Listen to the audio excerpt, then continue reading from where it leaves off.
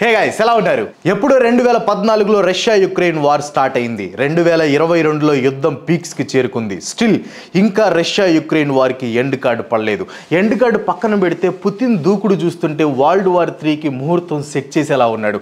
The most deadliest nuclear bombs ని launch చేసే సూచనలు కూడా చాలా పుష్కలంగా కనిపిస్తున్నాయి. రెండు దేశాల మధ్య జరిగే యుద్ధం వరల్డ్ వార్ కి ఎలా దారి తీస్తుంది అని మీరు అనుకోవచ్చు. కానీ చరిత్ర పుస్తకాలను ఒకసారి తిరగేస్తే ఆర్చ్ డ్యూడ్ ఫ్రాన్స్ ఫెర్డినాండ్ అనే ఒక పర్సన్ ని చంపటం వల్ల వరల్డ్ వార్ 1 వచ్చింది. అడాల్ఫ్ హిట్లర్ పోలాండ్ మీద చేయించిన దాడుల వల్ల వరల్డ్ వార్ 2 మొదలైంది. దాంతో పోలిస్తే రష్యా యుక్రెయిన్ వార్ అనేది 100 రెట్లు పెద్దది. ఈ రెండు దేశాలకి సాయం చేసే కంట్రీస్ లిస్ట్ కూడా చాలా పెద్దదే. ఈ వార్ లో రష్యాని సపోర్ట్ చేసే అలైస్ విషయానికి వస్తే Belarus, North Korea, Iran, China, Syria, Myanmar, Nicaragua, Mali, Eritrea. అలాగే యుక్రెయిన్ అలైస్ విషయానికి వస్తే United States of America, UK, Germany, France, Canada, Poland, Italy, Estonia, Latvia, Sweden, Finland, Australia, Japan, South Korea. ఒకవేళ యుద్ధం అనేది వస్తే నేను ఇప్పుడు చెప్పిన ఈ దేశాలన్నీ కూడా పోరాడతాయి. రష్యా యుక్రెయిన్ గొడవ ఏంటి, వాటి వెనక ఉన్న దేశాలేంటి, గ్లోబల్ పవర్స్ అయిన అమెరికా, చైనా, ఇండియా లాంటి దేశాల పాత్ర ఎలా ఉంటాయి, ఎంత నష్టం జరగవచ్చు, ఇలా ప్రతి విషయం గురించి ఈ రోజు వీడియోలో మనం తెలుసుకుందాం. సో వీడియోని స్కిప్ చేయకుండా లాస్ట్ వరకు చూడండి. అండ్ మీరు మన ఛానల్ని ఫస్ట్ టైం చూస్తున్నా లేకపోతే ఇంకా సబ్స్క్రైబ్ చేసుకోకపోయినా ప్లీజ్ డూ సబ్స్క్రైబ్. టాపిక్ లోకి వెళ్లే ముందు న్యూక్లియర్ బాంబ్స్ వల్ల జరిగే పరిణామాల గురించి ఒక్క నిమిషంలో డీటెయిల్డ్ గా ఎక్స్ప్లెయిన్ చేస్తాను. ఎందుకంటే రష్యా ఎప్పటికప్పుడు నాటో పైన ఇంకా వెస్టర్న్ కంట్రీస్ పైన కూడా న్యూక్లియర్ థ్రెట్స్ ని చేస్తుంది. రష్యా ఎంత సీరియస్ గా ఈ థ్రెట్లు ఇస్తుందో ఈ వెస్టర్న్ కంట్రీస్ అంత సింపుల్ గా తీసుకుంటున్నాయి. కానీ న్యూక్లియర్ బాంబ్స్ అనేవి చాలా సీరియస్ మ్యాటర్. మా కిమ్మావన్ అడిగితే బాగా చెప్తాడు. ఎప్పుడో 1945లో వరల్డ్ వార్ 2 జరుగుతున్నప్పుడు అమెరికా జపాన్ లో ఉన్న హిరోషిమా, నాగసాకి మీద 2 ఆటం బాంబ్స్ వేశారు. దాదాపు 2,40,000 మంది వరకు చనిపోయారు. ఆ తర్వాత కూడా లుకేమియా ఇంకా చాలా రకాల క్యాన్సర్స్ వల్ల చాలా మంది చనిపోయారు. పెద్ద పెద్ద సునామీల నుంచి కూడా ఈజీగా తేరుకోగలిగే జపాన్ అప్పుడు హిరోషిమా అండ్ నాగసాకి మీద జరిగిన ఆటం బాంబ్ అటాక్స్ నుంచి ఇప్పటికీ కూడా తేరుకోలేకపోతున్నారు. ఆ బాంబ్స్ వల్ల వచ్చే సైడ్ ఎఫెక్ట్స్ తో ఇప్పటికీ కూడా చాలా మంది బాధపడుతున్నారు. అలాంటిది ఒకవేళ వరల్డ్ వార్ 3 వచ్చి అందులో కానీ న్యూక్లియర్ బాంబ్స్ ని వాడారంటే దాని పరిణామం చాలా తీవ్రంగా ఉంటుంది. ఈ న్యూక్లియర్ బాంబ్స్ అనేవి వరల్డ్ వార్ 2లో వాడిన ఆటం బాంబ్స్ కన్నా 100 రెట్లు లేదా 1000 రెట్లు పవర్ఫుల్. అప్పుడు యూజ్ చేసిన ఆటం బాంబ్ రేంజ్ అనేది 1 మైల్ అంటే కేవలం 1.5 కిలోమీటర్స్ రేంజ్ మాత్రమే. కానీ ఇప్పుడు యూజ్ చేయబోయే న్యూక్లియర్ బాంబ్ అనేది 100 కిలోమీటర్స్ కన్నా ఎక్కువ డయామీటర్ ఎఫెక్ట్ చేసే అవకాశం ఉంది. అంటే ఒక బాంబు వేసి ఒక నగరాన్ని నేలమట్టం చేయొచ్చు. అప్రాక్సిమేట్ గా మనం చూసుకుంటే ఈ భూమి మీద మొత్తం 13,080 న్యూక్లియర్ వార్ హెడ్స్ ఉన్నాయంట.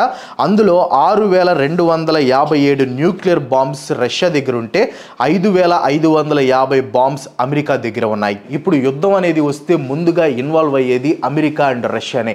90% ఆఫ్ న్యూక్లియర్ వెపన్స్ ఉన్న ఈ 2 కంట్రీస్ వార్లో దిగి వీటిని వాడితే ఈ గెలాక్సీలో ఎర్త్ అని ఒక అందమైన గ్రహం ఉండేది అని చెప్పుకోవడానికి కూడా వీలు లేకుండా మన ఎర్త్ షేప్ అవుట్ అయిపోతుంది అనమాట. సరే, అసలు నిజంగానే వరల్డ్ వార్ 3 వస్తుందా, లేకపోతే ఇదంతా కూడా తాటాకుల చప్పుడేనా? ఆల్రెడీ రష్యా యుక్రెయిన్ వారికి రీజన్ ఏంటో నేను ఫుల్ వీడియో చేశాను. దాని లింక్ వచ్చేసి కింద డిస్క్రిప్షన్లో ఇస్తాను, ఇంట్రెస్ట్ ఉంటే చూడండి. బట్ కొంతమందికి బద్ధకం కాబట్టి వాళ్ళ కోసం సింపుల్గా ఎక్స్ప్లెయిన్ చేస్తాను చూడండి. 1991లో యుఎస్ఎస్ఆర్ అనే ఒక యూనియన్ డిఫరెంట్ కంట్రీస్గా విడిపోయింది. ఇందులో రష్యా యుక్రెయిన్తో పాటు మొత్తం 15 కంట్రీస్ ఉన్నాయి. ఆ యూనియన్ కలిసి ఉన్నప్పుడు రష్యాకి ఆ 15 కంట్రీస్ మీద పట్టు ఉండేది. కానీ విడిపోయిన తర్వాత ఆ పట్టు అనేది రష్యా కోల్పోయింది. సో యుక్రెయిన్కి ఇండిపెండెన్స్ వచ్చిన తర్వాత కూడా రష్యా పెత్తనం చేయటం ఆపేది కాదు. యుక్రెయిన్ ప్రజలు బయట వాళ్ళు మనల్ని కంట్రోల్ చేయకూడదు అనుకునేవాళ్ళు. అంటే యుక్రెయిన్ రష్యా చేతుల్లో ఉండకూడదని యుక్రెయిన్లో ఉన్న వాళ్ళు ఫీల్ అయ్యేవాళ్ళు అనమాట. కొత్తగా ఇండిపెండెన్స్ వచ్చిన దేశం కావడంతో మిలిటరీ, ఇన్ఫ్రాస్ట్రక్చర్ డెవలప్మెంట్ ఇలాంటి వాటి మీద ఫోకస్ చేస్తూనే ప్రో వెస్ట్రన్ ఫారెన్ పాలసీని తీసుకొచ్చారు. దీంట్లో భాగంగానే 1994లో పార్ట్నర్షిప్ ఆఫ్ పీస్ ప్రోగ్రామ్ ని సైన్ చేసింది. రష్యా పాత స్నేహితులు వాళ్ళ దగ్గర నుంచి దూరంగా వెళ్ళిపోవటం రష్యాకి నచ్చలేదు. యుక్రెయిన్లో భాగమైన క్రీమియా మీద 2014లో రష్యా దాడి చేసి దాని మీద అథారిటీని బిల్డ్ చేసుకుంది. అప్పటి నుంచి యుక్రెయిన్ అండ్ నాటో కంట్రీస్కి మధ్య సత్సంబంధాలు బాగా పెరిగాయి. నేను జస్ట్ పైన చెప్పాను, డీప్గా కావాలంటే ఈ వీడియో చూడండి. నాటోలో బిగ్ బాస్ అయిన అమెరికా యుక్రెయిన్కి తన సపోర్ట్ని ఇవ్వటం మొదలుపెట్టింది. అలా మొదలుపెట్టినప్పటి నుంచి ఇప్పటి వరకు ఆ సపోర్ట్ని అలాగే కంటిన్యూ చేస్తుంది. యుద్ధం మొదలైనప్పటి నుంచి ఇప్పటి వరకు మొత్తం $106 బిలియన్ ఫైనాన్షియల్ ఎయిడ్ని అమెరికా చేసిందంట. యుక్రెయిన్ కోసం అమెరికా అలాట్ చేసిన $175 బిలియన్ లో $106 బిలియన్ ఫైనాన్షియల్ ఎయిడ్ ని తీసేస్తే మిగతా అమౌంట్ అమెరికా వార్ మీద ఖర్చు పెడుతుందంట. ఇన్ఫాక్ట్ యుక్రెయిన్ ని వార్ నుంచి బయటకు తీసుకొచ్చే కెపాసిటీ ఎవరికైనా ఉందంటే అది ఖచ్చితంగా అమెరికాకి మాత్రమే. ఇంకా క్లియర్గా చెప్పాలంటే డొనాల్డ్ ట్రంప్ యుఎస్ ప్రెసిడెంట్గా ఎన్నికైన తర్వాత యుక్రెయిన్ ప్రెసిడెంట్ ఒక స్టేట్మెంట్ ఇచ్చాడు. డొనాల్డ్ ట్రంప్ యుఎస్ ప్రెసిడెంట్గా గెలిచారు కాబట్టి రష్యాతో యుద్ధానికి త్వరలో ఎండ్ కార్డు పడుతుంది అని చెప్పాడు. అది కూడా బాంబులు విసురుకోవడంతో కాదు, జస్ట్ కూర్చొని మొత్తం సెటిల్ చేస్తాడు ట్రంప్ తాత అని తన ఒపీనియన్ని చెప్పాడు. బట్ యుక్రెయిన్ ప్రెసిడెంట్ ఇది చెప్పిన 2 రోజుల్లోనే, అంటే నవంబర్ 17న యుక్రెయిన్ మీద రష్యా పెద్ద అటాక్ చేస్తుంది. రష్యా 120 మిసైల్స్ ని 90 డ్రోన్స్ ని లాంచ్ చేసినట్లు ప్రెసిడెంట్ జెలెన్స్కీ చెప్పాడు. సుమి సిటీలోని 9 స్టోర్డ్ బిల్డింగ్ మీద చేసిన ఈ దాడిలో మొత్తం 8 మంది చనిపోయారు, ఇంకా చాలా మంది గాయాలకు గురయ్యారు. చనిపోయిన 8 మందిలో 2 చిన్న పిల్లలు కూడా ఉన్నట్లు యుక్రెయినియన్ అఫీషియల్స్ తెలిపారు. ఈ మధ్య కాలంలో రష్యా యుక్రెయిన్ మీద చేసిన దాడుల్లో ఇది అతి పెద్దదన్నమాట. రష్యా ఈ దాడుల్లో టార్గెట్ చేసింది యుక్రెయిన్ యొక్క ఎనర్జీ ఇన్ఫ్రాస్ట్రక్చర్ మీదని యుక్రెయినియన్ ప్రెసిడెంట్ చెప్పారు. యుక్రెయిన్ పవర్ జనరేషన్ కెపాసిటీని దెబ్బతీయడానికి రష్యా ఈ దాడులు చేసింది. రకరకాల drones including Iranian made Shaheds, cruise, ballistic and aircraft launched ballistic missiles ని రష్యా లాంచ్ చేసినట్లు కూడా జెలెన్స్కీ చెప్పాడు. మధ్యలో ఇరాన్ ఎందుకు వచ్చింది అని అడగండి, ఎందుకంటే Iran and Russia are close friends. ఒకరి కోసం ఒకరు అవతల వాళ్ళ ప్రాణాలు కూడా తీస్తారు, అంత వైల్డ్ ఫ్రెండ్షిప్ అనమాట. ఇరానే కాదు, ఇరాన్తో పాటు నార్త్ కొరియా కూడా రష్యాకి జిగ్రీ దోస్త్. ఈ వీడియో చూస్తే వాళ్ళ స్నేహబంధం గురించి మీకు ఫుల్ క్లారిటీ వస్తుంది. మేబీ అందుకేనేమో కిమ్ మామ 11,000 మిలిటరీ ట్రూప్స్ ని యుక్రెయిన్ వార్ కోసం రష్యాకి పంపించారు. ఈ విషయాన్ని అమెరికా అండ్ సౌత్ కొరియా వాళ్ళు గుచ్చి మరీ చెప్తున్నారు. ఒక రష్యా మిలిటరీని ఫేస్ చేయడంలోనే చాలా ప్రాబ్లమ్స్ ఫేస్ చేస్తున్న యుక్రెయిన్ ఇప్పుడు కొత్తగా నార్త్ కొరియా ట్రూప్స్ ని కూడా ఫేస్ చేయాల్సి వస్తుంది. ఇదే కారణం చెప్పి యుక్రెయిన్ కి యుఎస్ సప్లై చేసిన లాంగ్ రేంజ్ మిసైల్స్ ని రష్యా మీద వదలడానికి ఫుల్ రైట్స్ ని జో బైడెన్ ఇచ్చేశాడు. ఈ విషయం మీద ప్రెసిడెంట్ జెలెన్స్కీ మాట్లాడుతూ ఏమన్నాడంటే, మేము అప్రోప్రియేట్ యాక్షన్ తీసుకోవడానికి పర్మిషన్ దొరికినట్లు మీడియాలో చాలా మంది చెప్తున్నారు. అయితే స్ట్రైక్లు అనౌన్స్ చేసి చేయరు, మాటలతో చేయరు, మిసైల్సే మాట్లాడతాయి, ఖచ్చితంగా మాట్లాడతాయి అని గట్టిగా చెప్పాడు. కొంతమంది యుక్రెయినియన్ అఫీషియల్స్ ఇదొక గేమ్ చేంజర్ అని కూడా అన్నారు. ఇలా అన్న 2 రోజుల్లోనే నవంబర్ 19న యుక్రెయిన్ రష్యా మీద US made army tactical missile systems ని ఫైర్ చేశారు. రష్యా డిఫెన్స్ మినిస్ట్రీ చెప్పిన దాని ప్రకారం యుక్రెయిన్ 6 బ్యాలిస్టిక్ మిసైల్స్ ని లోకల్ టైం 3:25 AM కి ఫైర్ చేశారంట.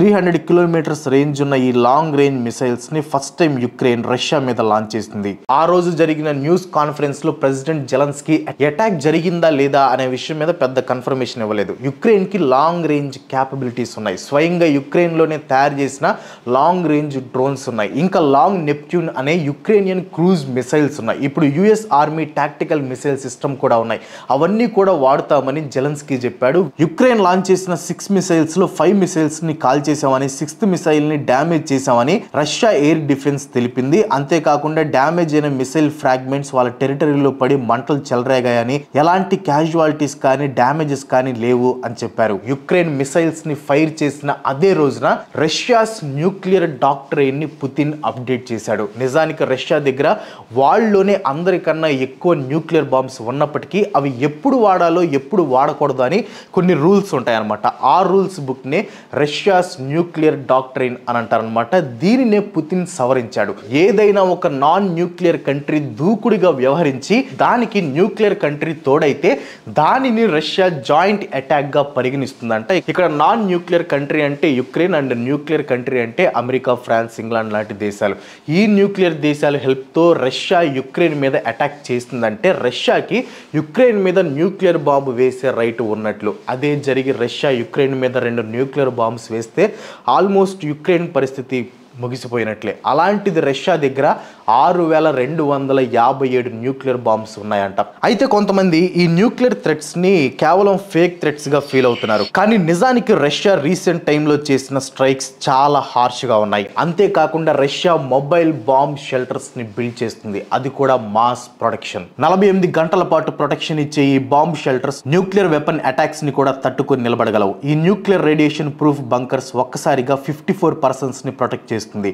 Russia's emergency ministry research research institute ప్రకారం KUBM bomb shelters explosions, shrapnel, debris, chemicals and even fire నుంచి కూడా ప్రొటెక్షన్ ఇస్తుందంట. నవంబర్ 19, 2024కి రష్యా యుక్రెయిన్ వార్ స్టార్ట్ అయ్యి 1000 రోజులైంది. అయినా కానీ యుక్రెయిన్ ఇంకా పోరాడుతూనే ఉంది. వాళ్ళలోనే one of the major super power కి ధీటుగా చేస్తున్న ఈ వార్ లో అక్టోబర్ 31, 2024కి మొత్తం 12,162 సివిలియన్స్ చనిపోయారు. 26,919 సివిలియన్స్ గాయపడ్డారు. అదే ఆర్మీ ఫోర్సెస్ విషయానికి వస్తే నవంబర్ 6, 2024కి 60,435 సోల్జర్స్ చనిపోయారు. అలాగే సొంత దేశం వదిలి వలస వెళ్లిపోయిన వాళ్ళ సంఖ్య 67 లక్షలు. ఇవన్నీ కూడా రికార్డ్ చేసిన స్టాట్స్. రికార్డ్ చేయకుండా ఇంకెంతమంది మిస్ అయ్యారు, ఇంకెంతమంది చనిపోయారు, ఇంకెంతమంది వలస వెళ్ళిపోయారో తెలియదు. అయినా కానీ అటు యుక్రెయిన్ తగ్గట్లేదు, ఇటు రష్యా ఏ మాత్రం దూకుడు తగ్గించడం లేదు. రష్యా చేసే ప్రతి అటాక్ కి కౌంటర్ అటాక్ చేయడానికి సిద్ధపడింది. రష్యాలోని కురాక్ రీజన్ లో యూకే సప్లై చేస్తున్న స్టార్మ్ షాడో మిసైల్స్ ని కూడా యుక్రెయిన్ వాడింది. ఆ తర్వాత యాంటీ పర్సనల్ ల్యాండ్ మైన్స్ ని యుక్రెయిన్ వాడటానికి జో బైడెన్ అప్రూవల్ అందించాడు. ఇవి చాలా సింపుల్ గా కనిపించినా కానీ హైలీ ఎఫెక్టివ్ గా వర్క్ చేసే ల్యాండ్ మైన్స్. యుక్రెయిన్ కి ఈస్టర్న్ ఫ్రంట్ లైన్ నుంచి రష్యా అడ్వాన్స్ అవ్వకుండా హెల్ప్ అవుతుంది. అలా కాదంటే మెల్లమెల్లగా రష్యా యుక్రెయిన్ లోపలికి వచ్చే ఛాన్స్ ఉంది. ఇప్పుడు రష్యా కాస్త వెనక్కి తగ్గే అవకాశం ఉంది అని మీరు అనుకుంటే తప్పు. ఎందుకంటే పుతిన్ వాళ్ళ దాడుల్ని ఇంకా ముమ్మరం చేసే అవకాశం కనిపిస్తుంది. ఆర్షనిక్ అనే ఒక న్యూ టైప్ ఆఫ్ మిసైల్ ని నిప్రో అనే యుక్రెయినియన్ సిటీ మీద లాంచ్ చేసే ఆలోచనలో పడింది రష్యా. ఇది సౌండ్ కన్నా 10 టైమ్స్ స్పీడ్ ఎక్కువ ఉంటుందని రష్యా క్లెయిమ్ చేస్తుంది. అంతేకాకుండా దాన్ని కౌంటర్ అటాక్ చేయడానికి అవకాశం లేదని కూడా చెప్తున్నారు. యుక్రెయిన్ వార్లో ప్రతిరోజు ఏదో ఒక స్ట్రైక్ అవుతూనే ఉంది. అంతేందుకు 26 నవంబర్న యుక్రెయిన్ క్యాపిటల్ సిటీ మీద రష్యా డ్రోన్స్ అటాక్ ని చేస్తుంది. ఎట్ ప్రెసెంట్ ఈ రష్యా యుక్రెయిన్ వార్ని ఆపగలిగే మగాడి ఎవరైనా ఉన్నాడంటే అది కేవలం డొనాల్డ్ ట్రంప్ మాత్రమే. లాస్ట్ టైం జరిగిన ఎలక్షన్స్ లో డొనాల్డ్ ట్రంప్ ప్రెసిడెంట్ అయ్యారు. ప్రమాణ స్వీకారం చేయబోయేది జనవరి 20th. ఈ లోపు యుద్ధం కానీ స్టార్ట్ అయిందంటే అప్పుడు ట్రంప్ కూడా ఏం చేయలేడు. జస్ట్ లైక్ ప్రతి కంట్రీలా అమెరికా కూడా ఆ యుద్ధంలో పార్టిసిపేట్ చేయాల్సిందే. చైనా రష్యాకి మంచి ఫ్రెండ్ అయినప్పటికీ చైనా పీస్ కోసం అడ్వైస్ చేయడం కాస్త ఆశ్చర్యంగా ఉంది. న్యూయార్క్ లోని యుఎన్ హెడ్ క్వార్టర్స్ లో ఫ్రెండ్స్ ఫర్ పీస్ అనే మినిస్ట్రియల్ మీటింగ్ జరిగితే అందులో కో చైర్డ్ పర్సన్ లో చైనా ఫారెన్ మినిస్టర్ అయిన వాంగ్ యీ కూడా ఉన్నారు. మనందరం ఇక్కడ గ్యాదర్ అయింది ఒకే ఒక కారణం మీద, అదే పీస్. ఇప్పటికీ యుక్రెయిన్ క్రైసిస్ అనేది 3rd year లోకి ఎంటర్ అయింది. అయినా కూడా ఫైట్ ఇంకా ముదురుతుంది. రిస్క్ ని పెంచే సూచనలు కూడా కనిపిస్తున్నాయి. అందుకని వెంటనే పీస్ అవసరం. ఈ మీటింగ్ మెయిన్ పర్పస్ ఇంకా చాలా ఫోర్సెస్ యునైట్ అయ్యి ఒక స్ట్రాంగ్ వాయిస్ కింద మారి సీజ్ ఫైర్ ని ప్రమోట్ చేసి లాస్టింగ్ పీస్ ని అచీవ్ చేయాలి అని ఆయన చెప్పారనమాట. ఇదంతా వినడానికి బాగున్నా కానీ చైనాని ఎప్పుడు కూడా నమ్మటానికి లేదు. ఒకసారి పీస్ కి హ్యాండ్ ఇచ్చి రష్యాకి షేక్ హ్యాండ్ ఇచ్చినా ఇస్తుంది. ఒకవేళ చైనా మళ్ళీ బ్యాక్ కి వెళ్ళి రష్యాకి సపోర్ట్ చేసిందంటే ఖచ్చితంగా పుతిన్ వెనక్కి తగ్గే ఆప్షన్ లేదు. ఒకవేళ ట్రంప్ రాకముందు యుద్ధం స్టార్ట్ అయినా లేకపోతే చైనా రష్యాతో కలిసిపోయిన వరల్డ్ వార్ 3ని ఆపే దారే లేదు. రష్యా యుక్రెయిన్ వార్ గ్లోబల్ సెక్యూరిటీని దెబ్బతీస్తుంది. దేశాల మధ్య జరిగే ఫుడ్ అండ్ ఎనర్జీ ట్రేడ్ అనేది సరిగ్గా జరగదు. 2022లో రష్యా యుక్రెయిన్ వార్ వల్ల యూరప్ మొత్తంలో ఎనర్జీ క్రైసిస్ వచ్చి దాని impact global natural gas market మీద పడింది. ఎవ్రీడే యూజ్ చేసే oil and petroleum products price double triple అయిపోతుంది. స్టాక్ మార్కెట్ కంప్లీట్ గా క్రాష్ అయిపోతుంది. గ్లోబల్ డైనమిక్స్ మొత్తం తలకిందులైపోతాయి. ఇంకా ఊహించలేని ప్రాబ్లమ్స్ చాలా వస్తాయి. ఇంకా ఇండియా విషయానికి వస్తే ఇండియా యుద్ధం విషయంలో కాస్త దూరంగా ఉంటుంది. వీలైనంత వరకు సైలెంట్ గానే ఉంటుంది. కానీ ఒకవేళ మాట్లాడాల్సి వస్తే ఈ వార్లో రెండు వైపులో ఉన్న సూపర్ పవర్స్ తో డిప్లొమాటిక్ రిలేషన్స్ ఉన్న ఒకే ఒక కంట్రీ మన ఇండియా. ఇన్ కేస్ ఈ 3rd ఆప్షన్ కూడా ఫెయిల్ అయిందంటే ఈ ప్రపంచాన్ని న్యూక్లియర్ వెపన్స్ నుంచి ఎవ్వరూ కాపాడలేరు. మనుషులు రాతి యుగానికి వెళ్ళిపోవటం ఎవ్వరూ ఆపలేరు. జరిగే నష్టాన్ని ఎవ్వరూ పోడ్చలేరు. వీడియో నచ్చితే లైక్ కొట్టి షేర్ చేయడం మర్చిపోవద్దు. నాకు తెలిసి మీరు ఖచ్చితంగా మర్చిపోరు. అదే చేత్తో సబ్స్క్రైబ్ చేయడం కూడా మర్చిపోవద్దు. అండ్ నాకు తెలిసి అయితే వరల్డ్ వార్ 3 రాదు. ఎందుకంటే ప్రపంచ దేశాలు రానివో. అది వస్తే ఎంత భయంకరమైన నష్టం జరుగుతుందో అందరికీ తెలుసు. కానీ చెప్పలేం. ఎవరైనా తలతిక్కగా వ్యవహరించి ఒక న్యూక్లియర్ బాంబు వదిలేరంటే అది ఎటువైపు దారి తీస్తుందో మనం చెప్పలేం. మేబీ కిమ్మ వేస్తాడు కాబట్టి. సో వరల్డ్ వార్ 3 రాకుండా ఉండాలని కోరుకుందాం. వీడియో లాస్ట్ వరకు చూసిన వాళ్ళు కింద కామెంట్స్లో పీస్ అని కామెంట్ చేయండి. That's all for today. ఇంకో వీడియోతో మళ్ళీ కలుసుకుందాం. అంతవరకు సెలవు. Bye bye.